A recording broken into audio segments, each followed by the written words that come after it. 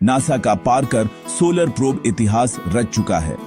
इसने सूर्य की अब तक की सबसे नजदीकी तस्वीरें ली हैं, सिर्फ 38 लाख मील की दूरी से।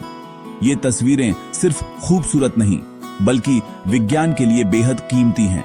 इनमें दिखती है सौर वायु, यानी वो आवेशित कण जो सूर्य से निकलकर पूरे सौर मंडल में फैलते हैं 1 मिलियन मील प्रति घंटे की रफ्तार से।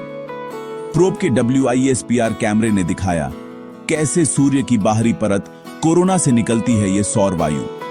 यह वायु अंतरिक्ष मौसम, पृथ्वी के संचार तंत्र और ध्रुवीय रोशनी तक को प्रभावित करती है।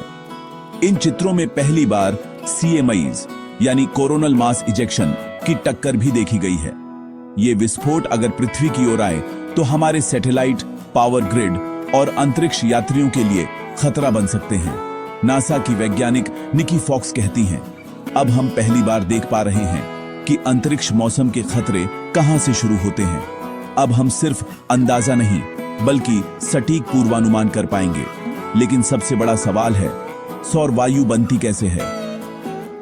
1958 में वैज्ञानिक यूजीन पार्कर ने इसकी थ्योरी दी थी और उसी सम्मान में यह प्रोब भेजा गया सूर्य के दिल तक। प्रोब ने पाया कि सौर वायु एक समान नहीं होती, बल्कि यह स्विच बैक जैसी टेढ़ी मेढ़ी चुंबकीय धाराओं में बहती है। इन्हीं में से निकलती है तेज सौर वायु, लेकिन दूसरी धीमी सौर वायु अभी भी रहस्य बनी हुई है। ये सूर्य के अलग अलग हिस्सों से आती है, कभी कोरोनल होल्स से तो कभी हेलमेट स्ट्रीमर जैसी संरचनाओं से। 15 सितंबर 2025 को प्रोब फिर से सूर्य के और करीब जाएगा। उस उड़ान से मिलेंगे और भी जबरदस्त आंकड़े। नासा के वैज्ञानिक एडम एस जाबो कहते हैं, हमें सारे जवाब अब तक नहीं मिले हैं, लेकिन हम बेहद करीब हैं।